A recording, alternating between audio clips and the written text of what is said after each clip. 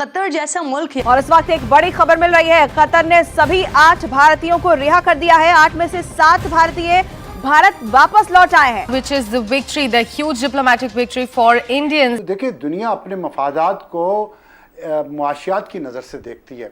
हमें हर वक्त हम कुछ नहीं कर पाएंगे इसमें, ये जो है ना कि शायद ये तासुर है कि हम शायद कुछ कर पाएंगे, हम कुछ भी नहीं कर पाएंगे और हमें करना भी नहीं चाहिए। साथ ही साथ हम पाकिस्तान के पब्लिक से ये बात करेंगे, क्या ये इंडिया की डिप्लोमेटिक विन नहीं है? भारत का इन्फ्लुएंस इस वक्त इज ऑन द पीक, तो उसको कौन खोना चाहेगा? यहाँ पे एक स्टेबल गवर्नमेंट है, जहाँ पे स्टेबल डेमोक्रेसी है, जहाँ पे इस तरह मिलिट्री कूज नहीं होते, जहाँ पे जुडिशियल कूज नहीं होते और वहाँ एक सिस्टम चलता है। 10 साल मोदी रहा है ना, तो इससे स्टेबिलिटी आती है, दुनिया को मैसेज मिलता है कि भी एक लीडर है उनका। ये इंडिया के लिए एक बड़ी विन विन सिचुएशन है माशाल्लाह कि अपना उन्होंने एक मतलब बैक किया इतना अपने डिप्लोमेट्स को और उन्होंने उसको आज़ादी दिलवाई।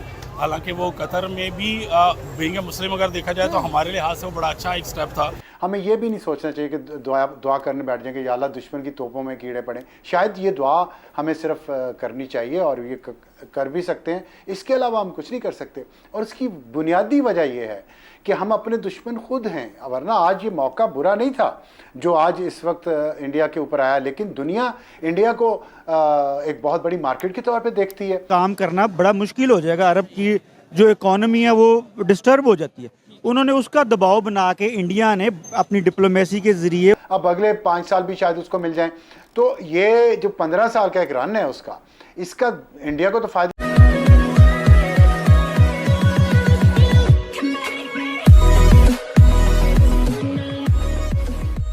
नमस्कार दोस्तों, हम सबको पता था कि आज नहीं तो कल जो हमारे 8 एक्स नेवी के ऑफिसर्स थे जिनको कतर ने पकड़ कर रखा था और फांसी की सज़ा सुना दी थी, हम सबको पता था कि ये कुछ ना कुछ हो ही जाएगा इसमें। हालांकि जो हमारी अपोजिशन पार्टी है, जैसे कि कांग्रेस हो गई, जैसे कि दूसरी और पार्टीज़ हो गई, वो जब न्यूज़ आई थी कि भाई ये सारे जो 8 लोग हैं वो गिरफ्तार हुए और उनको फांसी की सज़ा हुई है, तभी बहुत ही होल्ला मचा रहे थे। लेकिन जब आज न्यूज़ आ रही है कि भाई उन सबको यहाँ पर रिहा कर दिया गया है और उसमें से 60 लोग वापस आ गए हैं, तब उनको नहीं लगता कि भाई नहीं, यहाँ पर कोई अच्छी न्यूज़ है तो एक और वीडियो बनाया जाए। भले ही मोदी सरकार की यहाँ तारीफ़ ना करे, भले ही वो एज अ इंडियन बोल दें यहाँ पर, लेकिन नहीं बोल पाएंगे।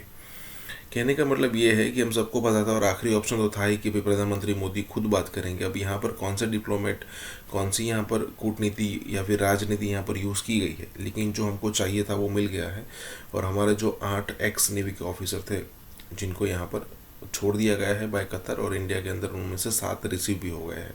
इसी के साथ ही वीडियो शुरू करता है। और हाँ दोस्तों, हो सके तो सुपर थैंक्स के जरिए हमें सहायता भी जरूर करें। अब खबर ये आ रही है कि इंडिया के जो फॉरेन मिनिस्टर हैं उन्होंने प्रॉपर उसके ऊपर डिप्लोमेटिक वे से काम किया और उस सजाए मौत को कतर ने ना सिर्फ कैंसिल किया है, साथ ही साथ हम पाकिस्तान के पब्लिक से ये बात करेंगे, क्या ये इंडिया की डिप्लोमेटिक विन नहीं है? और अगर कुलभूषण यादव की बात की जाए, पाकिस्तान में बहुत अवेला रहा कि भाई हमने इंडिया के जासूस को पकड़ लिया, हमारे पास प्रॉपर प्रूफ है, लेकिन आज तक इंटरनेशनल कोर्ट ऑफ जस्टिस में उस चीज को हम क्लियर क्यों नहीं कर सके, सजा क्यों नहीं दिलवा सके? क्या ये भी इंडिया की डिप्लोमेटिक विन है या नहीं? पब्लिक इसके ऊपर क्या ओपिनियन रखती है? जिस टॉपिक पे वीडियो रिकॉर्ड कर रहे हैं, पाकिस्तान की इंटरनेशनल लेवल पे जो डिप्लोमेसी है, फॉरेन पॉलिसीज हैं उसके ऊपर, और इंडिया की अगर कंपेयर किया जाए, उनकी डिप्लोमेसी और इंटरनेशनल लेवल पे जो फॉरेन पॉलिसी है उसके हवाले से बात कर रहे हैं। खबर एक आई कि कतर में इंडिया के 8 एक्स नेवी ऑफिसर हैं, उन्हें सजाए मौत का जो था वो ऑर्डर दिया गया। अब खबर ये आ रही है कि वो सजाए मौत कैंसिल कर दी गई है। अब मतलब ये एक बहुत बड़ी डिप्लोमेटिक विन है इंडिया की। क्या समझते हैं? सबसे पहले तो इस खबर के बारे में बताइए कि आपने सुनी और अब ये जो सुन रहे हैं कि कैंसिल हुई है, क्या वजह हो सकती? देखें जी, बिस्मिल्लाहिर्रहमानिर्रहीम, मैं सबसे पहले तो ये आपको बताऊंगा कि ये उनकी डिप्लोमेटिक इंडिया की जीत है। ये इस बात को जाहिर करती है कि जो उनका फॉरेन मिनिस्टर है और उनकी जो फॉरेन डिप्लोमेसी है, जो उनके फॉरेन कतर में बैठे हुए जो उनकी एम्बेसी का एम्बेसडर है, they are working very well. और उन्होंने बड़ा अच्छा इस गेम को, इस मूव को लेके वो आगे चले फॉरेन डिप्लोमेसी की।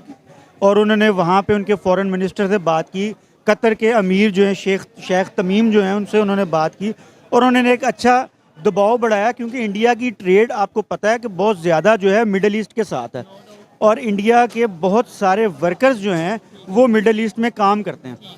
अगर इंडिया अपने वहाँ से वर्कर्स निकाल ले तो वहाँ पे उनके लिए अरब ममालिक में काम करना बड़ा मुश्किल हो जाएगा। अरब की जो इकोनॉमी है वो डिस्टर्ब हो जाती है। उन्होंने उसका दबाव बना के इंडिया ने अपनी डिप्लोमेसी के ज़रिए उनको उनके वहाँ पे जो उनके वहाँ पे ट्रेड मिनिस्टर है और उसका कतर का, उनके ज़रिए शेख तमीम से रिक्वेस्ट करके उन्होंने उसकी सज़ा मुअत्तल करवा दी। ये एक अच्छी डिप्लोमेसी है उनकी। अगर अब आपने जो सवाल किया कि पाकिस्तान को किस तरह होना चाहिए, पाकिस्तान की डिप्लोमेसी को किस तरह होना चाहिए और पाकिस्तान को किस तरह अपनी फॉरेन, पहले तो हम ये बात करेंगे as compare to India, Pakistan की अगर इंटरनेशनल लेवल जी। पे डिप्लोमेसी, पहले तो ये बताइए मैं सर उसी- सिचुएशन क्या है? जी मैं उसी तरफ आ रहा हूँ। हम तो सारी जिंदगी यही सुनते रहे, ISI नंबर 1, ISI नंबर 1, ठीक है, तो हम वही सुनते रहे, लेकिन हकीकत में कुछ और था, हमें कुछ और पढ़ाया गया है और अब आपके सामने आ रहा है कि इंडिया की ज़रूरत पड़ रही है और इंडिया वैसे भी इकोनॉमिकली हमसे बहुत आगे है, तो इंडिया की ज़रूरत कहीं ना कहीं कतर को हर टाइम पे पड़ेगी और जो इंडिया के आउट ऑफिसर्स हैं वो वापस चले जाएंगे अपनी कंट्री के अंदर, क्योंकि इंडिया जो है वो एक इकोनॉमिकली बहुत स्ट्रॉन्ग कंट्री है और उनकी LNG की डील चल रही है कतर के साथ, जो कि 20 साल एक मुआहिदा और $1 ट्रिलियन मुआहिदा है, उसको कतर कभी भी नहीं खराब होने देगा, क्योंकि कतर की आप देखें ना, कतर की पूरी जो मैशत है वो ऑयल की बेस के ऊपर चल रही है और उसने अपनी LNG जो है वो उसको बेचनी है और 20 साल का ये पूरा उनका प्रोग्राम है। 8 नेवी ऑफिशियल्स थे, फॉर्मर नेवी ऑफिशियल्स, कतर में उनको डेथ सेंटेंस मिली थी, इंडिया के थे, लेकिन अक्टूबर में मिली थी और दिसंबर में 2-3 महीनों में वो जो डेथ सेंटेंस थी वो रिवर्स हो गई। Exactly. जो कि नहीं होता। कितनी बड़ी डिप्लोमेटिक विन है इंडिया की।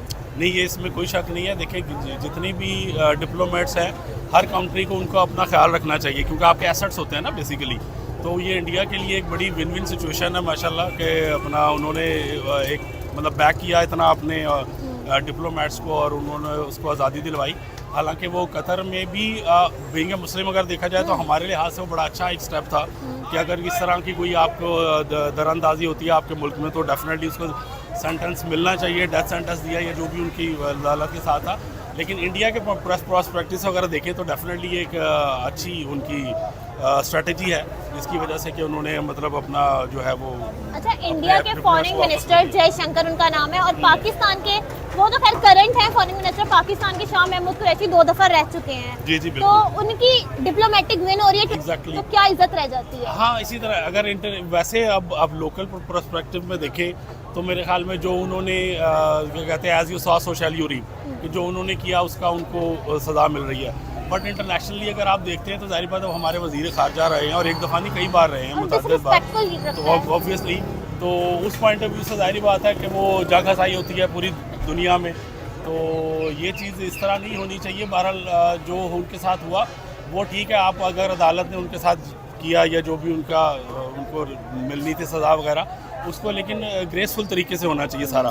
ये जो प्रोसेस है मतलब धक्काबाजी हुई जिस तरह के अभी टीवी भी मैंने देखा कि उनको धक्के दे के और उनको बिठाया वो किया, वो इट्स डेफिनेटली वो हमारा अच्छा एक इमेज इंटरनेशनल ने नहीं जाता, तो ये चीज़ नहीं होनी चाहिए। हर एक की रिस्पेक्ट अपनी जगह पे है, तो हमें इस चीज़ का डेफिनेटली ख्याल रखना चाहिए। बाकी अगर उनके साथ जो सज़ा मिल रही है जो हो रही है वो जाहिर बात है जो उनके इंडिया काम का है उस हिसाब से। इंडिया का एक था यहाँ पे कलभूषण जाधव उनका नाम था, पाकिस्तान ने उनको प्रिजन में रखा और इंटरनेशनल कोर्ट में एक केस भी चल रहा है, लेकिन आज तक हम प्रूफ नहीं कर पाए कि वो स्पाई है। तो ये पाकिस्तान की ना एली है या फिर इंडिया की एक और डिप्लोमेटिक विन है?